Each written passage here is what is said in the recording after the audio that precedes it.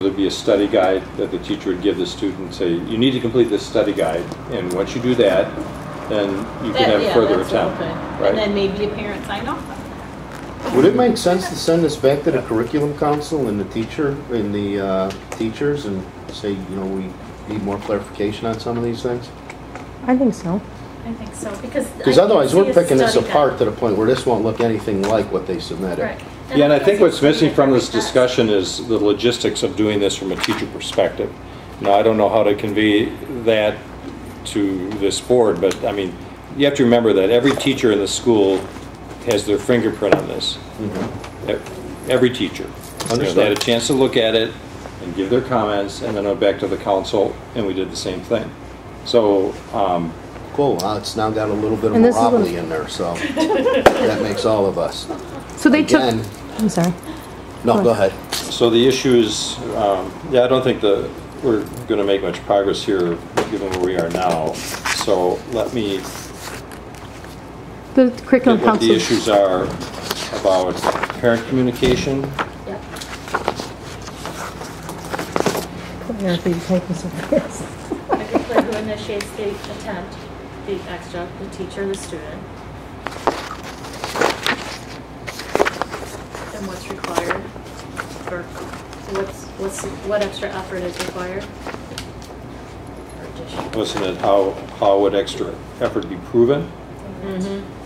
And any parental involvement. I think.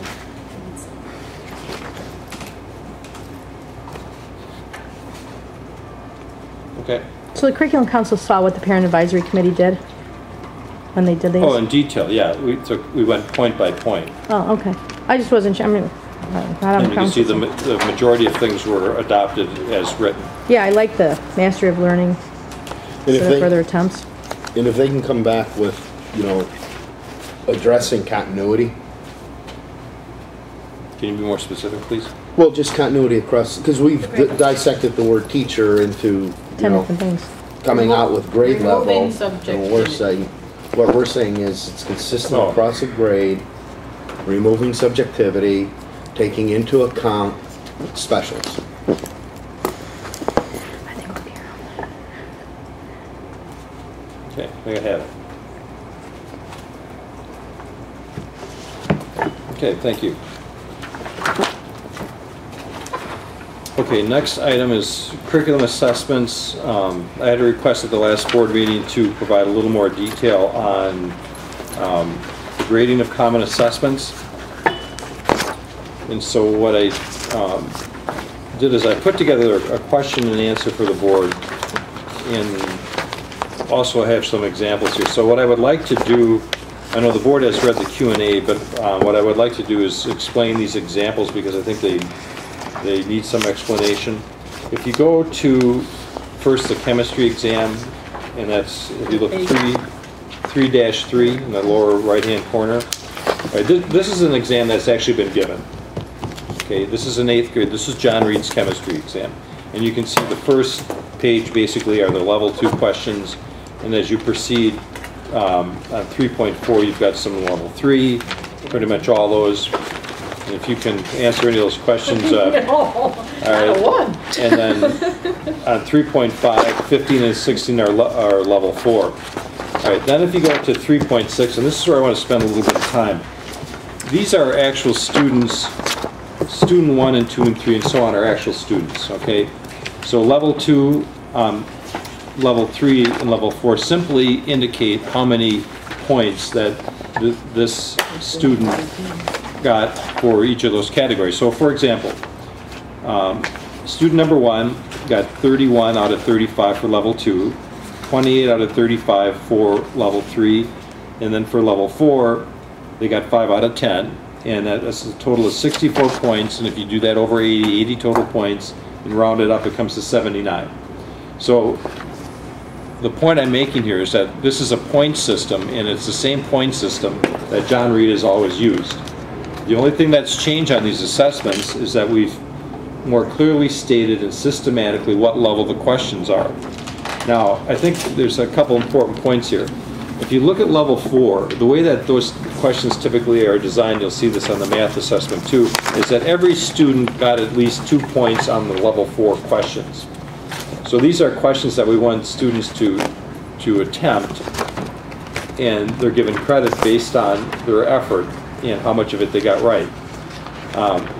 And it is not the case, in fact, rarely the case that a student gets level 2s all right and level 3s, but no level 4s. Look at, if you turn the page to 3-7, and you look at number 24, student 24, this student got only 23 of 35 level 2s correct, 32 of 35 level 3s, but look, 9 out of 10 level 3s. This is an actual student, 4s rather. This is an actual student. So the advantage of what we're implementing is that you have a much better idea now, because as a teacher or parent or student before, you would know only that this student got an 83 and a B minus. You have no idea that the problems that they're missing are the very basic problems. So you approach that in a remediation sense differently. This is probably more of an issue of a very capable student not studying. Or not grasping the material from the prior year. Correct.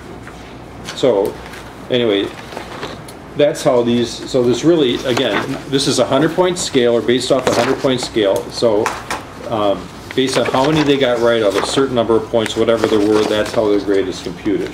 92 to 100 is an A, and so on. Questions on that? So do they keep this? That this is how he actually keeps the scorecard, or does he just keep the grades 94? So like he could go back and see, oh geez, you know, this person, like you said, didn't maybe retain something from prior year. So was this prepared just for us, or this is something that he keeps at a regular? No, this is something that I asked John to do as we started implementing these assessments, so we would just get more information. So will that be something that in that format or some format thereof continue to be retained where it breaks it down by level? Will the teachers actually have a document similar to that? Yeah, well, they'll know on every assessment the number of points they got for whatever level. Right, but it will be By recorded student. in the students, on the students. Yeah. I can't speak about the grade book at this point because we're just implementing that now. I think That's the electronic grade book, but. So I guess Mark, all right, so I'm a parent. I'm not understanding the question. I'm a parent and I see that my child, I'm the parent of student number 8. Mm-hmm. And I see that my student got an 88 and they got a B. So if I would call John and I would say, hey John, oh no, hey Mr. Reed, I see that my child got an 88% and scored a B, can you tell me why they got that? Can John turn around and say, well, your child received a 32 out of 35 on level 2 questions, which are like yada, yada, yada. They received a 33. Can he do that? Would this information be retained? Karen, am I getting at it? Correct. For each student, for each assessment, would this detailed record be available? I can tell you it is available, but for the teachers to maintain this for every single assessment for every single kid forever. I mean, I'm not going to commit Better to yet, that. can the parent go in and get this from Skype? Yes. right. That's a Oh, good not question. that I don't know yet. Breakdown. Because They I'm get asking the breakdown by breakdown. level 2, 3, and 4. They can get the Okay. breakdown from the teacher, from whatever Okay. assessment. Because this, Skyward's not capable of breaking it down like this. I'm not sure at this point. and the assessments are no longer going home. So this would probably be a nice thing to have on Skyward, since the parents aren't going to actually see the assessments anymore.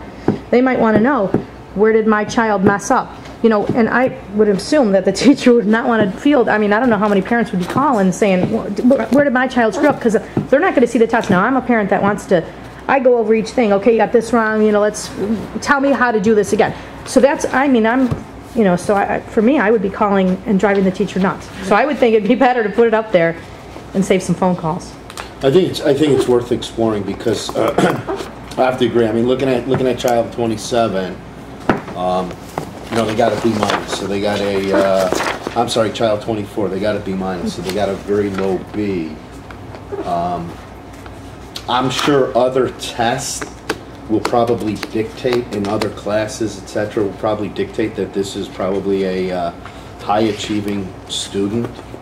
You know, because if they answered 9 out of 10 on level 4, the parent probably knows that it's a high achieving student, but the reality is